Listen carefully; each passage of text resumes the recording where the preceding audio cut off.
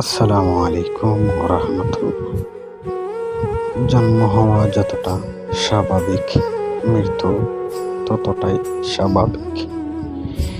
সকল প্রাণীকেই একদিন মৃত্যুর স্বাদ গ্রহণ করতে হইবে। আজ আপনারা দেখতে পাচ্ছেন আমার ফুফাতো ভাই মোহাম্মদ মকবুল আলী, তিনি সেনাবাহিনীতে চাকরি করতেন। অতি অল্প বয়সেই আমার ভাইটি আমাদের কাছ থেকে বিদায় নিল।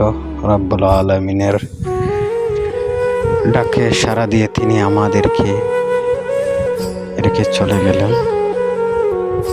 আল্লাহ রব্বুল আলামিন যেন ভাইয়ের কবরকে জান্নাতের আলা মাকাম দান করেন।